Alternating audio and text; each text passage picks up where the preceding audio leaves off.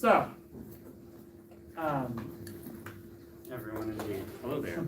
hello. In the way of announcements, tonight is our last normal meeting of the semester. So, next week, we are still going to be here in this room. It is not going to be a normal meeting, though. It's going to be just It'll be very strange. A weird meeting. Are you saying that the next meeting isn't going to be orthogonal to any of the previous meetings?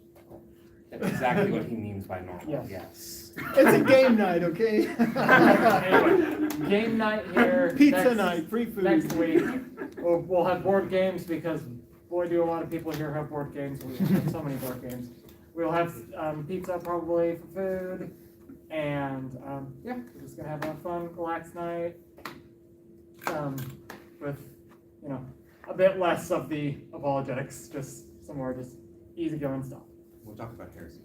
We'll still talk about it. Okay. I'm sure we'll get many heresies. Maybe we'll show the Lutheran satire on the side, but other than that, we'll show It's Thanksgiving, so we have more time. Also, 15 days. just a slight reminder on like room stuff, the room situation for next semester. Right now it's looking like we're going to have to just hop around a lot of rooms. We kind of took that route.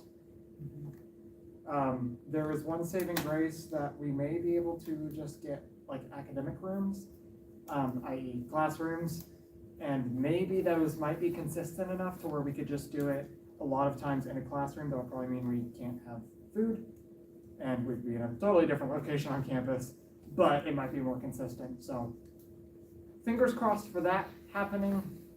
If not, the alternative would be a lot of meetings in the SSA, but bouncing around a lot of rooms in this building. Not even the same floor, is that right? I feel like most of them would be on the 4th floor. That helps a little bit, but. 1 week we would be in this room. Okay. Anyway, yeah, Outside this this is our last normal, either way, this is our last normal meeting in this room for quite a long time. So enjoy. And so, I would just like Kenneth to make a quick announcement for something that's coming up on Monday. Yeah, the Baptist Student Ministry, we've got our winter formal on Monday. You should come, and it will be $10, half of which is to do the formal, and then half of which goes to Go Now Missions. And it's relatively formal, not super formal, but hence the name. And there won't be food there, so if you want to come, do eat early. But in the BSM Discord, which you're welcome to join, there's a sign-up link, I believe. Cool. Alrighty, so, yeah. We will be deciding on a t-shirt relatively soon as Yes. well, so if you want to suggest to us a t-shirt design for next semester, next year, whatever, then put it in the channel on the Discord, probably by the beginning of next week. Originally, it was going to be by today, but Was Yeah. it? Well, yeah, it's by Things next happen. week now. Yeah. yeah. It's gonna be next week now. It's t-shirt amelioration. I T-shirt think. amelioration Is I don't the even know what channel. that word means. to make it better.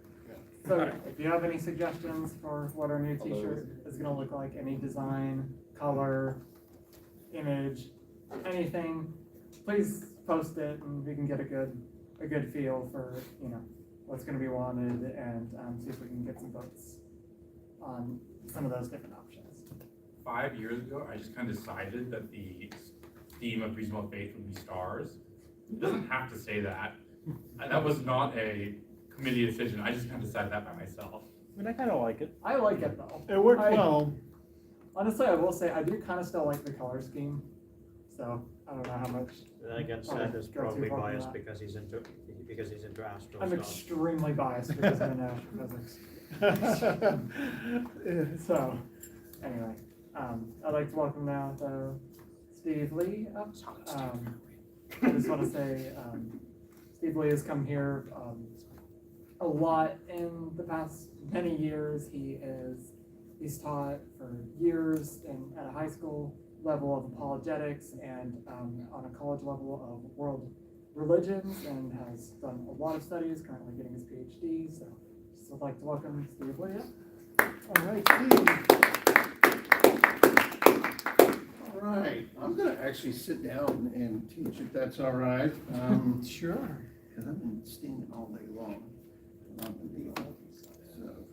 All right, so I'm gonna be teaching on the ontological argument, which, even though this is your last, am I in the shot? Am I in the shot there? There you go. Okay, Very awesome. better. There you You go, have because that's been, what you have matters. been shot. All right, so we're gonna get started. We're gonna be talking about the ontological argument tonight, even though it's your last normal meeting. It's sort of an odd argument, especially at a school like this and a bunch of astrophysics nerds and math nerds, you know, so I'm gonna do sort of a quick history of it, you know, and one of the things I want to emphasize is there's no one single ontological argument. There's multiple ontological arguments, just like there's multiple cosmological arguments or the like. So, and then that way, you know, you can sort of get a sort of a feel for it, where it came from and where it is, where it's gone and where it is currently as an argument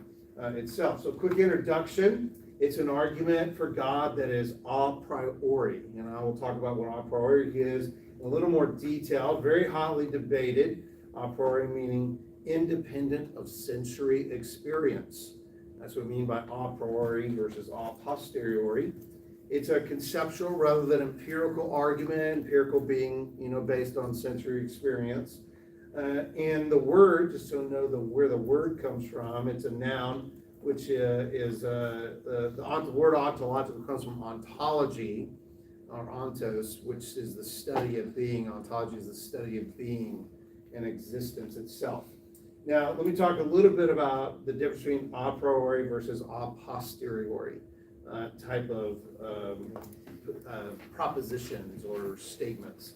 An a priori and an a posteriori refer to how propositions might be known. How do you actually know those statements? And an a priori propositions are knowable independent of experience, like all bachelors are unmarried males. You don't have to experience this to know what it is, right? And there's lots of things that are independent of experience that we know itself. An a posteriori proposition is knowable by experience. Like Jeff is a bachelor, and you wouldn't know that unless you talked to Jeff and found out, you know, that he doesn't have a wedding ring, or he doesn't live with anyone, or he doesn't have any marriage, you know, papers or the like. You mean that you're experiencing things in order to find out the status of Jeff himself. So this argument, the ontological argument, is an a priori argument. It's independent of experience, which is, it makes it a very interesting argument, hotly debated today. And it was developed by this guy right here named Anselm. He lived, well, I guess almost 1,000 years ago now. And he invented this argument, he originated it, and whether it's a good argument or not, when you invent your own argument, that's a big deal. You know, I mean, seriously, I'm trying to get a doctoral degree, and when you write a dissertation, they always talk and push like, this is going to be your original contribution to knowledge. And I'm like, what I'm contributing is pitiful. You know, I mean, seriously, it's just like, I'm the only one that cares about it, you know, and when people hear about what I'm writing about, they're like, who cares about that? Well, apparently only me, you know, and quite honestly, I mean, I mean, when you start, you know, writing a dissertation, you start looking at other dissertations and see what they're doing, and you're just like, that is really not an original contribution of knowledge, you know? I mean, it's like so weird what people do, you know, to get a doctoral degree, you know? So a lot of You have to times. specialize so much to Yeah. avoid repeating what's been done, right? Is the basic deal. Yeah, a lot of times, what a lot of people do is they just sort of do a comparison analysis of things, which is like there's so many dissertations, at least in theology, where it's like, oh, let's compare the view of atonement from Louis Berkhoff to Cornelius Van Til. And no one else has done that, you know? And guess what? No one cares about the comparison of the atonement between these two individuals. I mean, that's really what people do, you know? And I've always I've always been sort of interested in the ontological argument. I've been interested in any arguments for God's existence, being in apologetics. And most people really don't like the ontological argument. I mean, they really don't. I'll be honest, most Christians don't like Christian philosophers don't like the ontological argument. But not liking it doesn't say anything about the argument. That's just personal psychological preference. You're just describing your own psychological states. It's not actually saying anything about the argument itself. But it's a sort of an interesting argument. I've always been interested in it. When I first, fell into it, I was like, that's awful, and then I started, reading more about it. I'm like, oh, that's sort of interesting. And then you hear another version, oh, that's sort of insightful. And then you start thinking about it. And I remember one year, I thought about it for like 3 months straight, and I wasn't thinking about anything else. This is my first time to do a presentation on the ontological argument. That's the only thing I've read for 3 days. And guess what? I need to be writing my dissertation.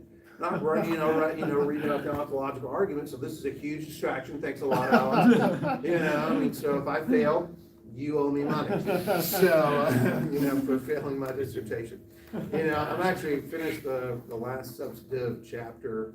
I'm gonna get an edit on it and then submit it, and my supervisor beats the crap out of it. And I edit that, and then I write the conclusion, and then hopefully. Wow, that'd be exciting, man. Yeah, it's about a year. Then a couple people will look at it, beat the crap out of it, tell me to do something with it. Because just They'll find something, right? they always find something. Yeah, exactly.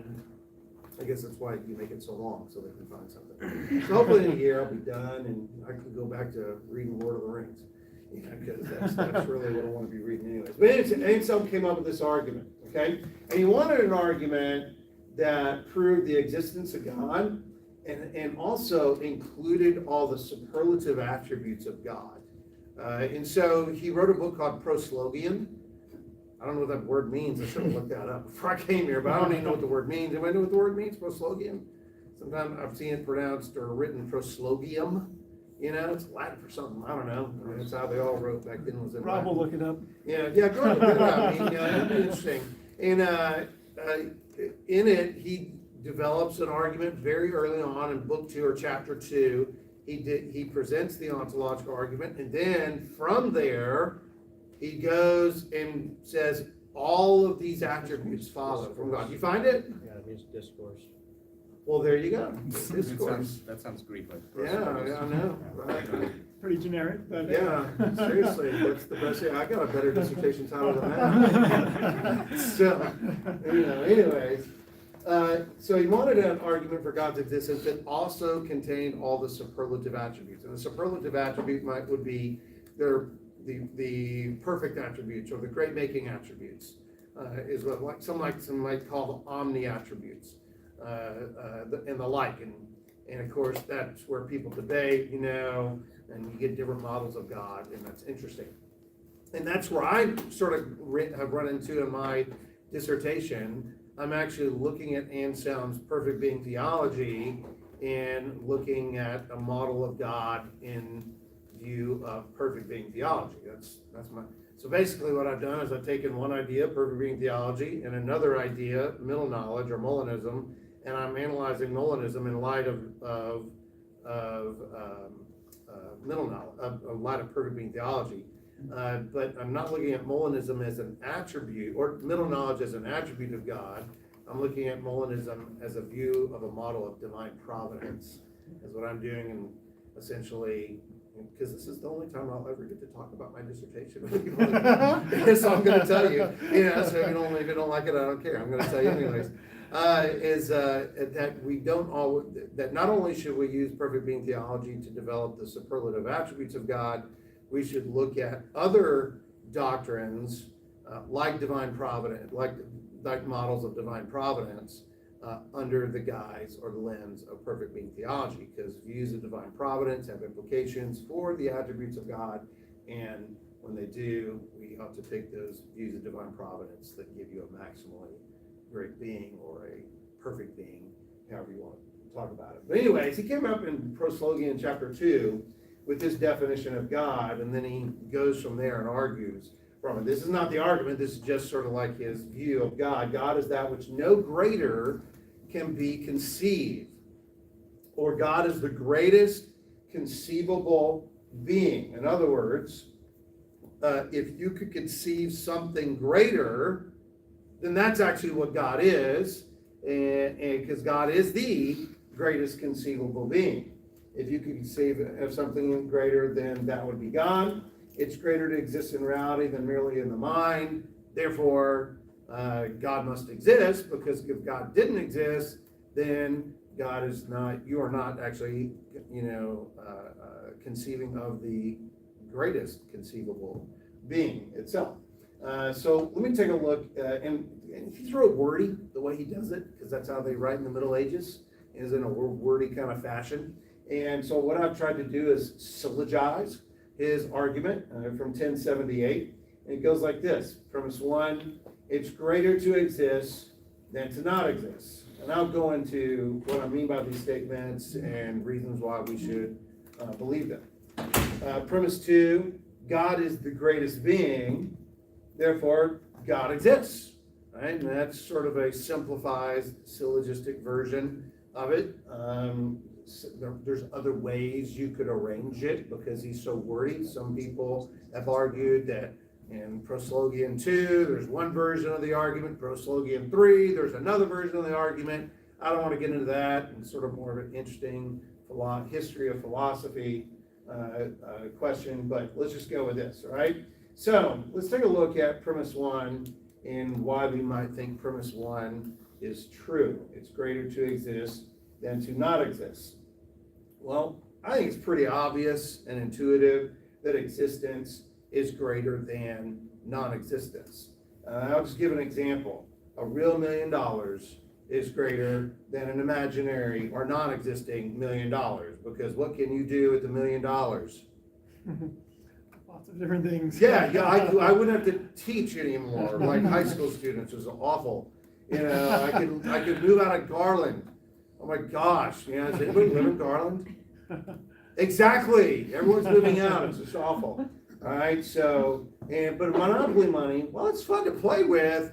It's just not as great as a real $1 million, because when I take my Monopoly money to the bank and try to, deposit it, they just sort of look at me funny and laugh, and they don't take it, right? So what exactly is meant by greater than in this context? Is it viewed favorably by humans, or? That's just, well, I mean, it could be, it doesn't have to be, but that's not what greater means, just it's greater. It's great, it's just greater, right? I'm not sure I follow. Okay, well, I mean, I could give examples, but anytime, I think this seems to be an obvious statement in and of itself, and a lot of times when you give examples of it, the examples are less obvious than the statement itself, and if you can't see it, I don't know what to do, but it seems that greater just means it's better than, it's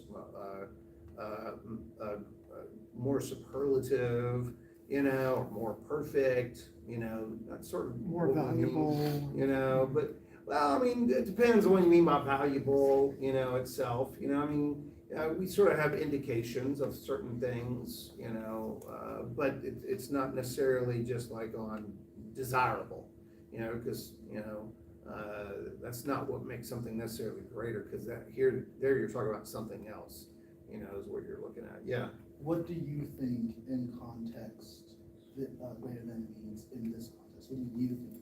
Well, it greater means it's greater than the other, all right? I mean, it's better than, it's being instantiated would be a better thing to occur than to not occur.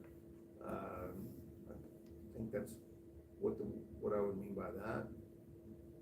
Yeah. I feel like Rob's question could kind of be summed up with like, what is the objective standard of greatness? We need to have some kind of, scale to measure that on, just in the same way as morality. Well, I mean, what do you mean, like an objective scale? If you're saying that certain. I don't know, what do you mean by an objective scale? There's Well, lots just of in the things same you way can't that That always, is the argue scale, for- is greater, that's the scale. you can't always Usually. quantify everything.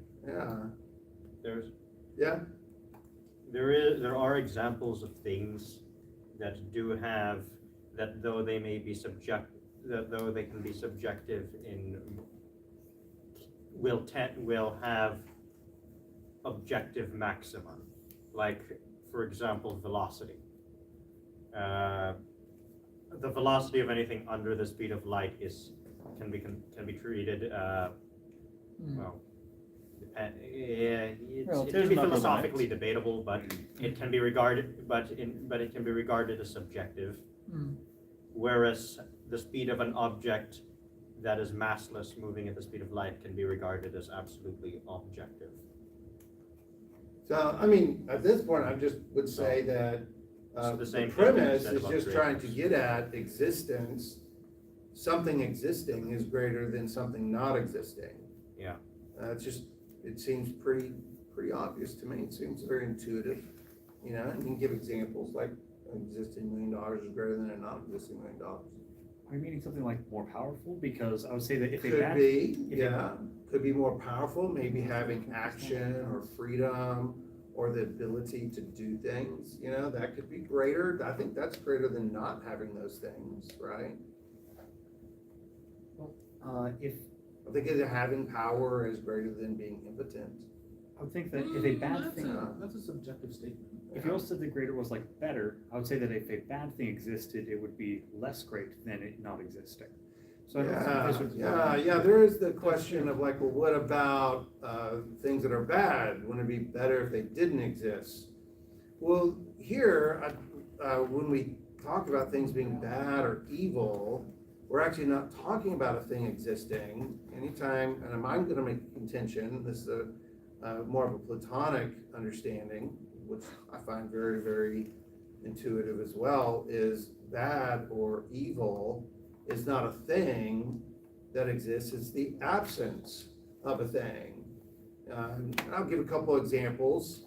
Some people say, wouldn't it be better if you weren't blind, right? Well, actually, what is blindness exactly? Inability to see. Yeah, it's the absence of sight, right? So it's greater to see than to not to see, which is it's greater to exist than to not exist. You know, death, what is death, right? Absence of life. So bad or evil are actually not things that exist, but things that don't exist, right? And existence is the good, right? This is very much a Platonic view. Existence is always good. That's actually what the good is. It's just mere existence. Yeah. That statement, existence is better than non-existence, it's subjective, that's a subjective statement. Because as previously mentioned, there are states where maybe being blind is preferable than to be not blind, or death is preferable than to be alive. Yeah, and here I don't really want to talk about what's desirable, you know, that's not what I'm really getting at. You know, I'm just talking about it's greater to, existence is greater than non-existence.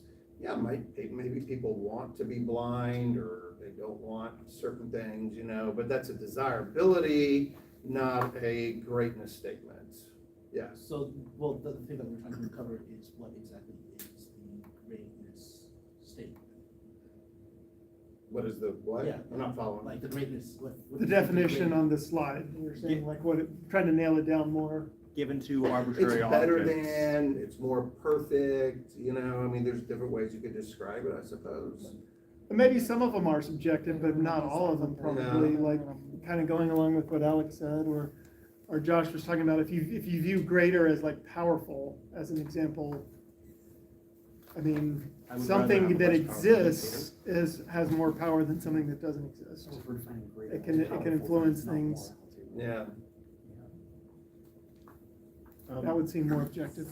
We were talking about, like, as we were discussing, kind of looping back on, there are certain things that it's better to be less powerful, so the powerful is greater doesn't quite line up, but it seems as if we're taking for granted that a system of ranking things exists. And that even though this system of ranking things can't really be defined in a meaningful way, we should just Yeah, I know don't that know it if I wanna exists. call it ranking though, cause that seems very quantitative, and I don't think that's what I'm trying to get at. I'm trying to about qualitative, not quantitative, and I think that's sort of where you're gonna have with let's measure it. You know, well, I don't know if you can actually measure it, you know, cause, I mean, when you think about it, I mean, you got existence and non-existence, it's not, I mean, you don't like measure like, well, it doesn't exist, it sort of doesn't exist, it sort of exists, it sort of does exist, it exists. So that's sort of like a measurability, but it's binary, really, is what's going on. We have existence and non-existence, you know, is what we have. And so, when we talk about greater, it's like it's either greater or it's not, you know. And I think it's sort of intuitive to think that there's some things that are greater than other things, you know, and that's an intuitive idea, and it seems intuitive to me that existence is greater than non-existence. You know, I mean, if you want to talk about, you know, more about the subjectivity of it, but I want to sort of focus on the statement right here. I think this is intuitive and within my rational rights to hold that existence is greater than non-existence. I have really no reason to deny it. Yeah. Well, we're not saying that you should deny. So, And that's what then we're good to go then. so I think when I remember, like, you know, Aquinas disagreed with this argument and, Yeah. and didn't accept it, and I think it might be down to actually this premise, because Aquinas because it seems that in Aquinas's discussion of the argument, I think he distinguished between a perceived greatness and an actual greatness. Mm-hmm. So a group, you couldn't conceive of a being that that is perceived as being the greatest, but that does not necessarily mean that that being is actually the greatest being. Yeah, but I haven't got to that yet. Okay. So I'm just still on That the is an premise. interesting side. It's greater side to point, exist yeah. than not to exist. You Yeah, we know. better let you move on. Yeah. One slide in and we're already. One slide in, already becomes. Yeah, I know. I got There's other versions of the argument he's gonna get to I got that. 10 more slides, man.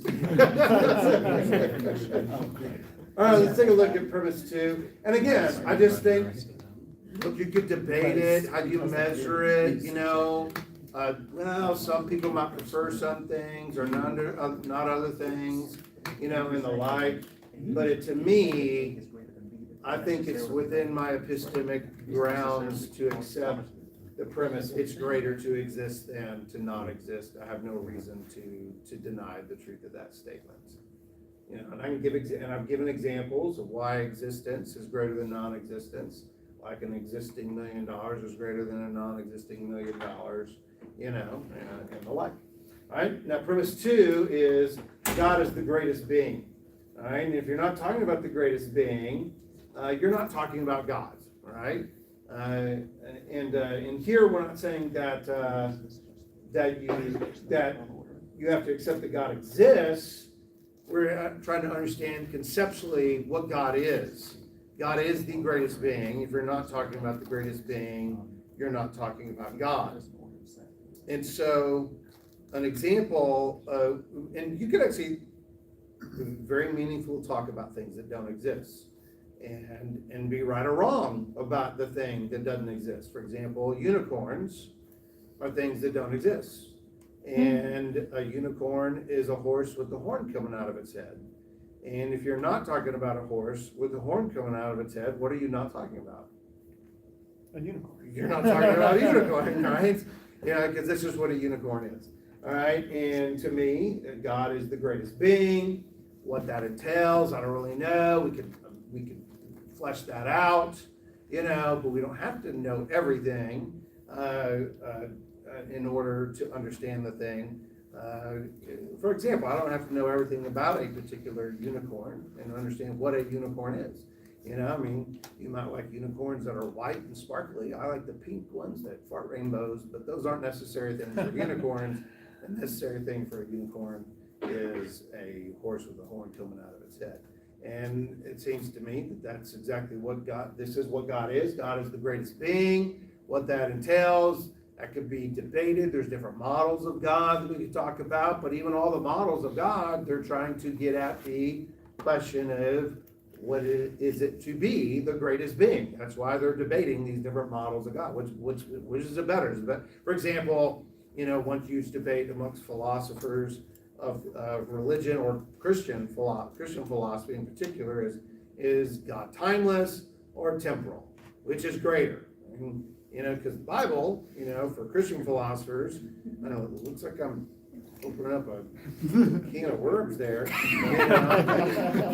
Which I will shut down quickly because I didn't say anything. but it's debatable, right? I mean, the Bible actually doesn't say, and so that's sort of open for the discussion. But whichever one you agree with, you are arguing which is greater, aren't you? Right? And then God would have that greatest attribute, right? Whatever that entails. So that's sort of the Anselmian version of the argument. It's greater to exist than to not exist. God is the greatest being, therefore we can conclude that God exists itself. Now there's some objections to it. I don't find these objections very, very convincing to me. For example, some might say, well, you can't just go from the mind to reality, right? Well, that's just what an a priori argument is, just to know the thing prior to experience. And there's lots of things we know prior to experience. And we can go from mind to reality. We do it all the time. For example, we know that a bachelor is an unmarried male, right? And yeah, not you, Still two Yeah, weeks out. but we understand that, and we know that if when we talk about a bachelor who is married, that you're never going to find that in reality, and we actually can know something about reality that a married bachelor is never going to be found there, right? And so you can't go from mind to reality about things. And that's what this argument is doing. That's just the nature of an a priori argument. Yeah. And just to make sure, for part 2, or premise 2 rather. Yeah. God is the greatest conceivable being, is the phrase, not necessarily the greatest existent being? No, it wouldn't be conceivable, is the way Anselm would put it. Yeah. All right. He would say the concept of God is that he's the greatest being, is kind of what he said, basically, or? Yeah, I mean, the line that he used was, God is that which no greater can be conceived. Yeah. I'm curious about that because, so what comes to mind immediately is this, 4 is greater than 3, right? So then, if I can conceive of a being. Quantitatively, yes. If I can conceive. But I don't know if of a quantitatively or qualitatively it is. But you see where I'm going, where if you No, go ahead. If I can conceive of a quatrinitarian being, then he is greater than a trinitarian being. Therefore, this being exists, and then I suddenly infinitely regress into like an infinitely personal God that is somehow greater than the triune God that I know. Yeah, you could do that. I mean, that'd be an interesting thought experiment, but I don't have to go there. I don't have to go there. Where does that fail? Where does what fail?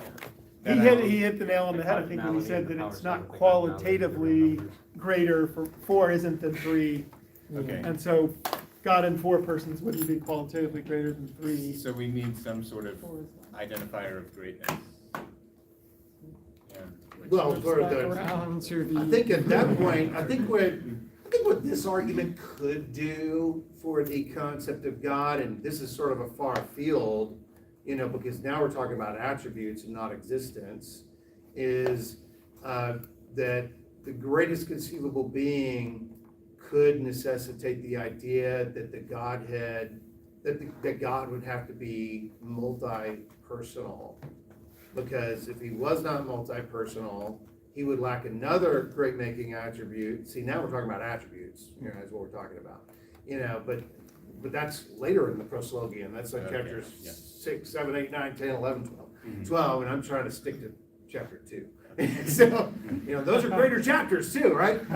So anyways, because that's where Anselm wanted to go with it. And then you could say, well, we can now know that God have to have more than one person, because prior to creation, then God could not be in a loving relationship if he was only one person, and then trying to figure out how many persons it is, at that point, this argument might just have to stop. We'll go, well, I don't know. Might be Right. 3, might be 4, might be 2. I'll be honest, and I don't understand this guy, Richard Swinburne of Oxford University said, yeah, it's 3. That is the greatest. And I'm like, okay. And he has this very interesting argument. I don't remember it. It's been like 20 years since I've looked at it. But he actually says it's necessarily going to be 3. I'm like, okay, so and he's also Greek Orthodox, and they're really into some different kind of things. Yeah, go ahead. Also very relevant, my favorite non-heresy that sounds like a heresy. Nowhere in the Bible, because the word Trinity is never in the Bible, nowhere does it limit God to 3. It just mentions 3 people. So there is no biblical limit on It's there. an argument being from 3 silence, people of huh? God. It's not a heresy. It sure sounds like one. Well, there's your dissertation, man. That was on there, yeah. Yeah, in the back, let's go in the back, then come up here. So, actually, he had his hand up for longer, but. Go for it.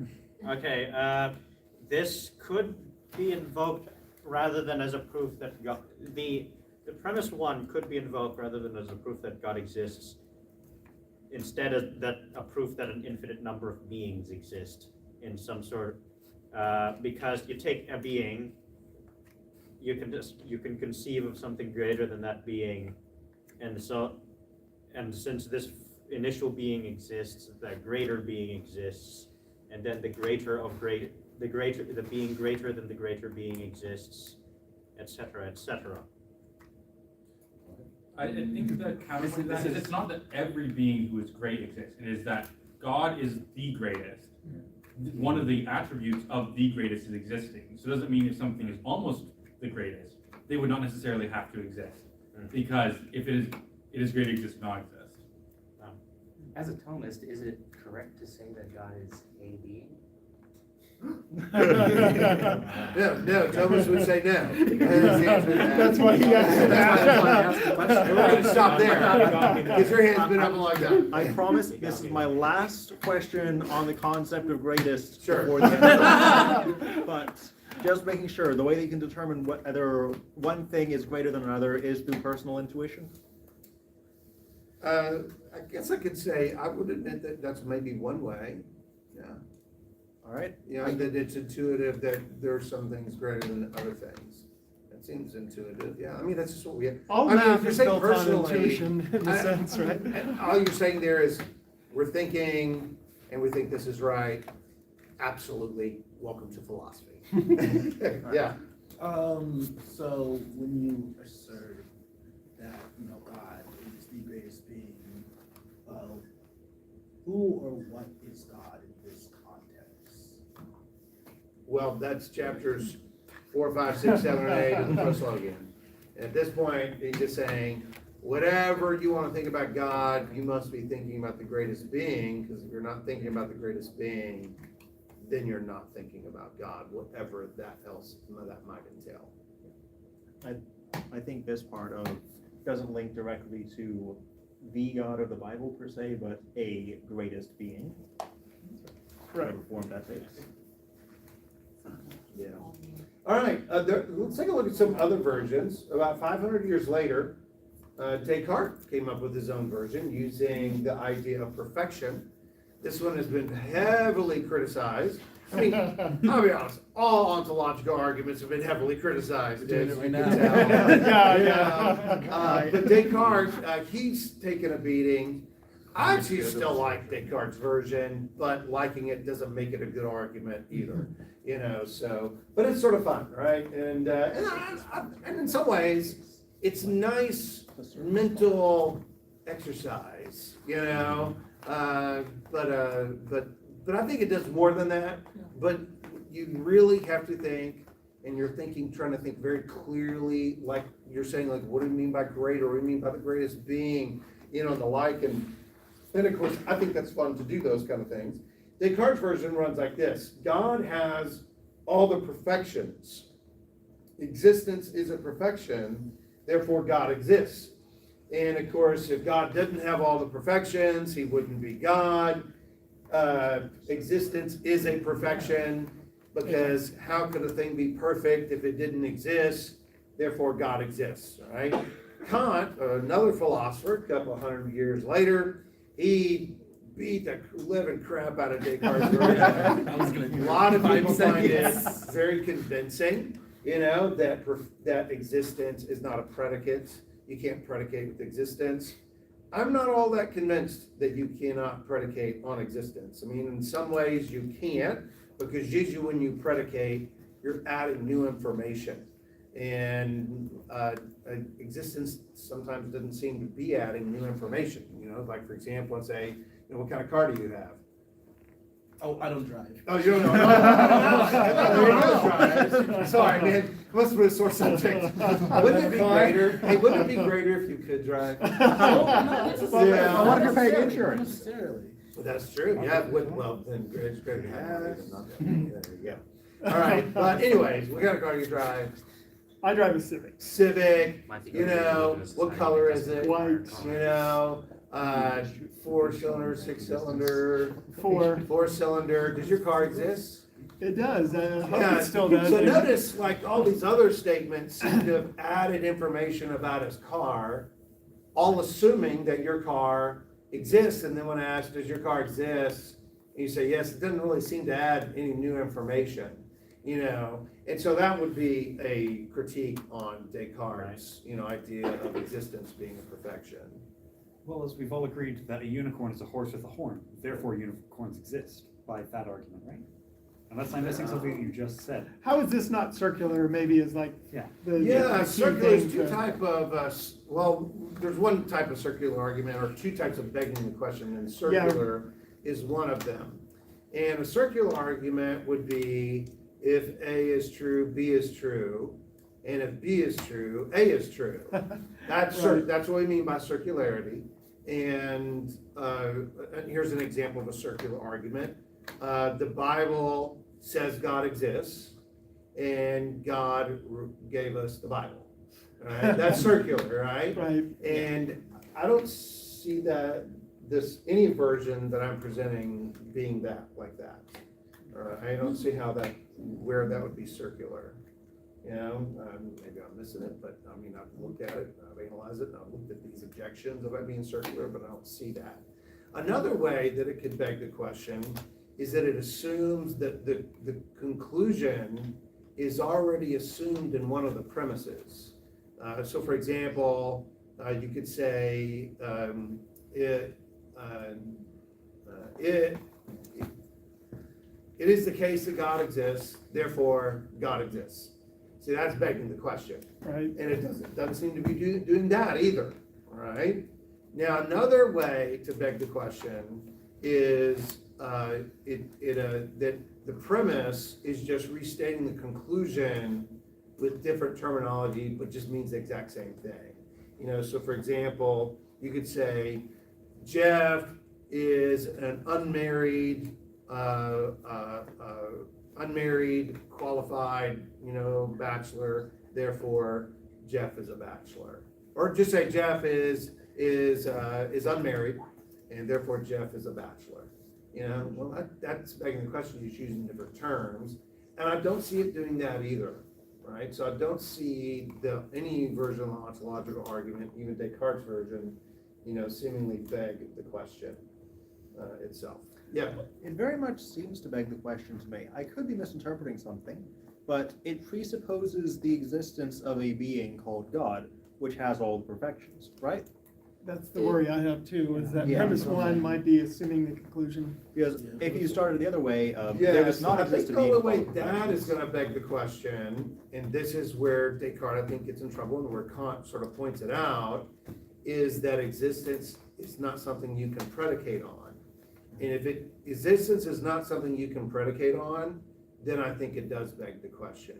But I don't think existence always, I don't think existence never can be predicated upon. It's never a predicate I agree that it's- itself, because sometimes we think about things and we wonder if they exist, and then when you find out they exist, well, that's gaining new information about the thing, isn't it? And you can predicate, and then that's existence predicating itself. So that's the debate with Descartes' version of it. Is existence predicating the right way or wrong way? You know, making an assumption about something, yeah. It seems strange to predicate existence when the thing you are trying to prove is also existence. Like, assume I'm going to prove to you that I have a winning lottery ticket. Step one, assume I have a winning lottery ticket with these numbers on it. Say, QED. premise one is what? So premise one, assume that I have a lottery ticket with the winning numbers on it. Okay. Therefore, I have a winning lottery ticket, because a winning lottery ticket. Yeah, that would be Project begging the number. question. How Maybe does we that- should let you get to the Plantinga Yeah. version, because I think it's a better version than this one anyway, but. Yeah, well. As we're seeing right now. But if it is greater. Then it exists. Well, like a 2-second Yeah. answer to that. At no point is it saying assume God exists. It's saying the definition of God is that he is perfect. Yeah. Existence, well, for every reason, he believes that existence is perfection. I would disagree with that. But he believes existence is perfection. That means that if a being, God, God's definition is that he is perfect, as a fictional being, God's definition is that he's perfect. Well, to be perfect, you have to exist. And so that way, if he exists, he has to exist. I don't think I'm saying it's a good argument, but that's what the argument is. If he exists, I can agree that if he exists, he must exist. Well, kind of. If the argument said that, I would acquiesce and say, yes, the argument is begging the question, but I don't think the argument is doing that. All right, I'm gonna move on. Yeah, let's get to Plantinga, it's more worthy of Another more time, I version. think. And this is just one of the things I wanna do is show that, hey, there are multiple arguments that of this category. There's not the ontological argument. There's many ontological arguments. Like Descartes' version. Like I was reading about it this week, and I didn't even realize until this week. There's 8 different versions out there. You know, like the Hegelian version. And there's ones that I'm like, oh, I mean, some of them are really, really bad. You think these are bad? You know, but We're gonna go I don't over know. those But let's take a versions. look at You Alvin don't know Plantinga. over Plantinga? Oh, what? Yeah, there you go. Right. So Alvin Plantinga, he created a modal version of the ontological argument. He wrote a book in 1974 called The Nature of Necessity. It is very, very complex. And thankfully, he wrote another book. It was called God, Freedom, and Evil. Very small little book right here. And it's just sort of like a more accessible version of his Nature of Necessity, which this book, like the first half, deals with the problem of evil. And most philosophers, even atheist philosophers, believe that the logical problem of evil has been adequately answered by this book itself. And then he looks at some atheological arguments, and then he looks at some theological, natural theology arguments, like the cosmological argument. He doesn't like the cosmological argument, actually, but it's not the Kalam version. It's, I think it's a different version, like the contingency version. And then he looks at like the teleological argument, something like that one. He only spends 4 pages on the teleological argument. You know, so anyways, and then he spends the last like 20 pages on the ontological argument.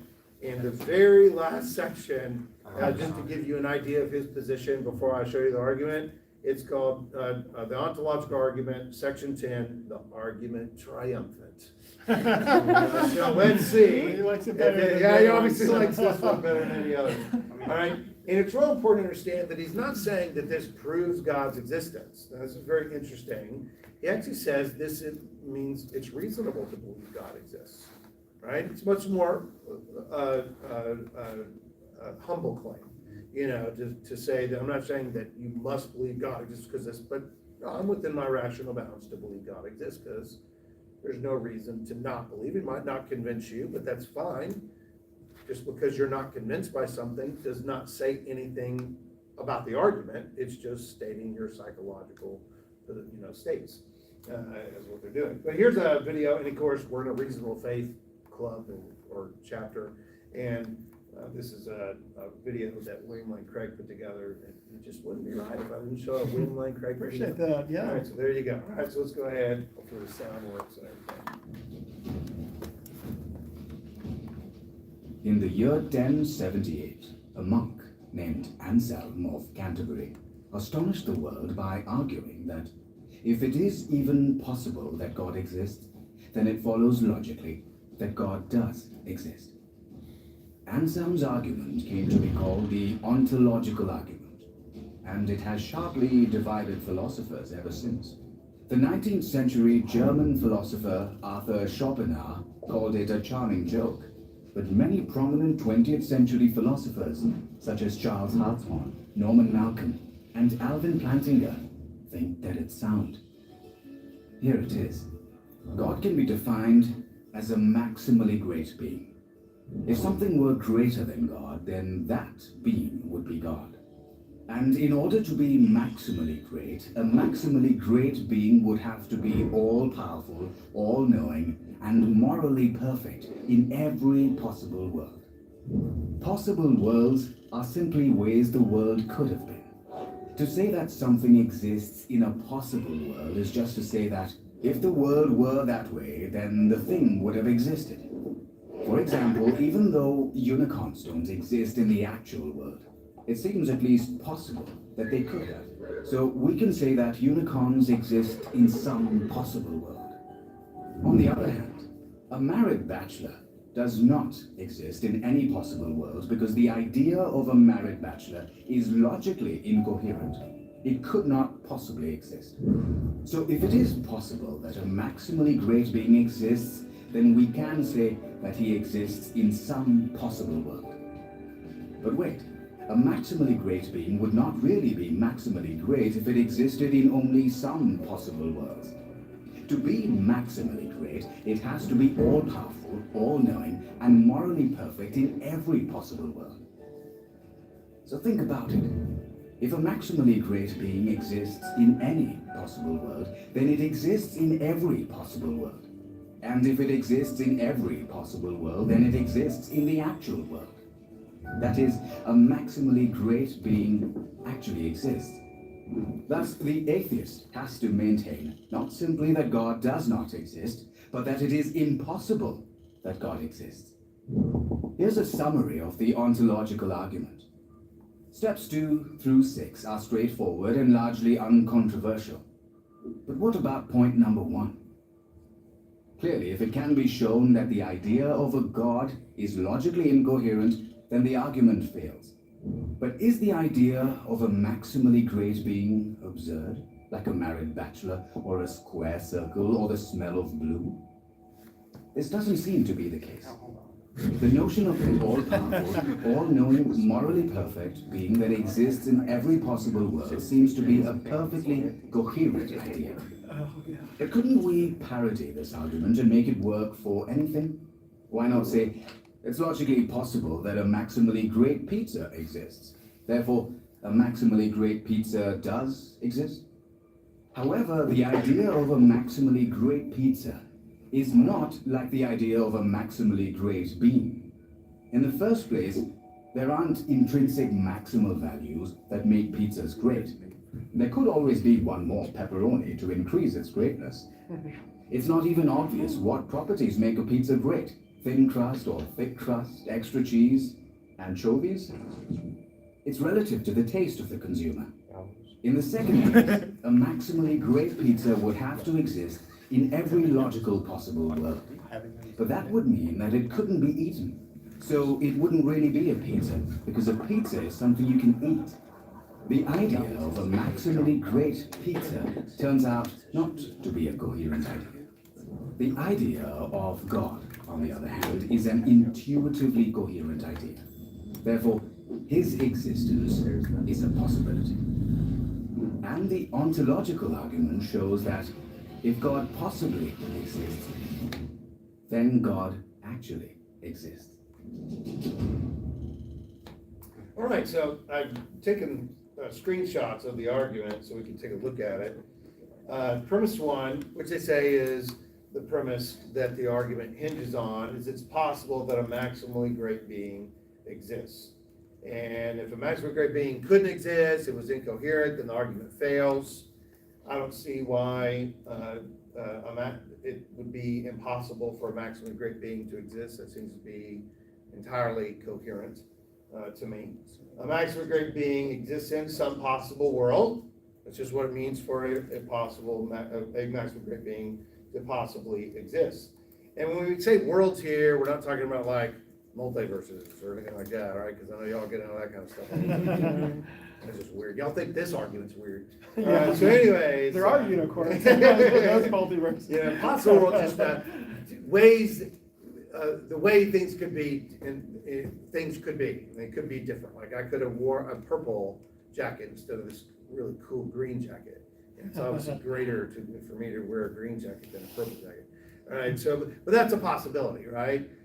But I could not have shown up as a married bachelor. You know, I couldn't pick up a square circle off the ground. You know, those are not possibilities, right? So a maximally great being exists in some possible world. That's just what it means, right?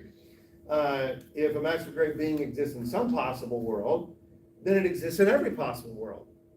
Because if it didn't exist in every possible world, it's not a maximally great being, because it's greater to exist in every possible world than in just one possible world. If a maximally great being exists in every possible world, then it exists in the actual world. A maximally great being exists in the actual world because the actual world is one of the possible worlds. Therefore, a maximally great being exists. And this one's using modal logic, possible world semantics, that I want to get into because that's some weird stuff right there, right? Dealing with modal logic. But here, that hinges on the idea that God is a maximally great being, is a coherent idea, whatever that entails. Here in the version that Flanagan and William and Craig have endorsed is he's an all-powerful, all-knowing, morally perfect being, and that is entirely a coherent idea. If it wasn't, then the argument would fail, and therefore God exists, because a maximally great being is a possibility. Any questions about this version of the argument? Yeah, well, he said I wouldn't. Yeah. Or interaction, have to be a question, it's not my argument. When defining a maximally great being, Yeah. the video uses at least a being that is all powerful, all knowing, and morally perfect, yeah. right? But I would say that frankly, it's kind of hard for that concept to exist. Like, can God create a rock so heavy that he can't like lift it? Mm-hmm. I mean, that's like a paradox between like all of those. So I would alter this argument to go in and say like, again, maximally great being like sufficient in a way. You see what I'm saying? Yeah, I mean, because some people have argued, atheists and atheologians have argued, well, the concept of God is just incoherent because of paradoxes. You know, like, can God make a rock so big that it can't lift it? Can God make himself not exist? Could God create a being that is maximally great like himself? You know, and all these kind of paradoxes. And of course, you know, then you're off to the races talking about, well, what do we mean by being all powerful? Does being all powerful mean you just do anything you want? Most philosophers and theologians do not think that at all. And they would just say, well, it's just being all powerful means just being able to do what is logically possible that can be done. And when you say things like, can God make a rock so large you can't lift it? That's not even, you know, a logical possibility. It's really gibberish or, incoherent to say that. That'd be like saying, can God make a married bachelor? You know, well, what does a married bachelor refer to exactly? Nothing. Yeah, that's what a married bachelor is, it's nothing. But if you're making something, you're not making nothings. When you make things, you make some things, not nothings, and it doesn't make sense to say, I make nothing. You know, when you're making things, you're making some things, not nothings. You know, and you could tweak it, and this is what, that's what theologians do. So you would Yeah. say like Yeah. the addition, you would say the addition to that, like that all powerful being all things that are logically possible. Yeah. Yeah, it's just understanding what do we mean by all powerful, what do we mean by all knowing, what do we mean by morally perfect. Those are debatable concepts, obviously, and of course it gives theologians and philosophers things to do for ages to come. But I don't see why that understanding of God is incoherent in any way. You know, it's just understanding it correctly. You know, it would what an objector to the argument would have to do is that there is no way that a maximally great being could exist. There's no possible way it could exist. Well, I don't see how that falls at all. Yeah. I would actually buy premise 3 was Okay. my issue. If he exists in some possible world, if he's inside the world, would he be able to affect other possible worlds? Unless this assumes he is outside of the possible world and can see all possible worlds. Yeah, I think that might be a misunderstanding by what we mean by possible world, right? When we mean by possible world is like not all the worlds exist, right? Like this is a real world, like planets or universes. Like there's a universe and there's a universe. No, not the multiverse. It's just a possible state of affairs that could have been different. A world is just a complete description of reality. I'm sorry? A world is like a complete description of Yes, reality. exactly. You could say like world one is the propositions Q, R, S, T, and these propositions are descriptions of the way things are in that world, and Q, R, S, T are possibilities. And then here's another possible world, Q, not R, S, not T, you know, because, and that's another possibility, you know, itself. And there's, so for example, a unicorn doesn't exist, you know, it could, you know, there's nothing incoherent about a unicorn, you know, a horse with a horn coming out of its head, it'd be really cool if they did exist. I mean, I definitely want the pink ones that fart rainbows, you know, but there's nothing contradictory about a unicorn. But a married bachelor can't exist in any world, any maximal descriptions of reality. You know, is another way to understand possible worlds. Does that make sense? So when you're saying that God exists in one possible world, can he affect something in another possible world? Well, that's assuming that both worlds actually exist, right? What we're saying here is it's just a possibility. It could have been that way, might not be, you know, and the actual world is just one of those possible worlds. And if God exists, it's logically possible for God to, a maximally great being, sometimes referenced as God, you know, if he exists in some possible world, just like a unicorn can exist in some possible world, given that God is a maximally great being, he has to exist in every possible world. Just like, here's another example of something that exists, I believe, in every possible world. No matter what world, state of affairs there are, like for example, one possible world is me wearing the green jacket, another possible world is me wearing a purple jacket. Those are both possibilities. Here's an example of that in either one of those worlds, this has to exist. Numbers, right? They exist in every possible world. And since numbers exist in every possible world, you know, barring philosophical discussions about numbers existing or not, right? Yeah. You know. 2 + 2 = 4. It's yeah, true yeah. in every world, right? We have no.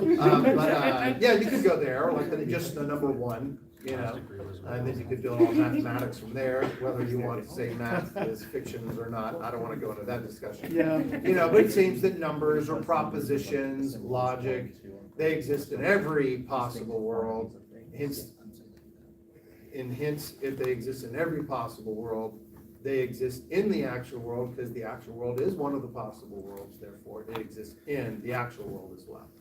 It actually, not as well, maybe that's what threw us off, was I said as well, because as well sort of assumed that the other worlds exist, you know, and that's not what I want to imply, so if I implied that, I apologize. Yeah. I feel like probably the roadblock with this is still it's greater to exist in every possible world than in a single possible world.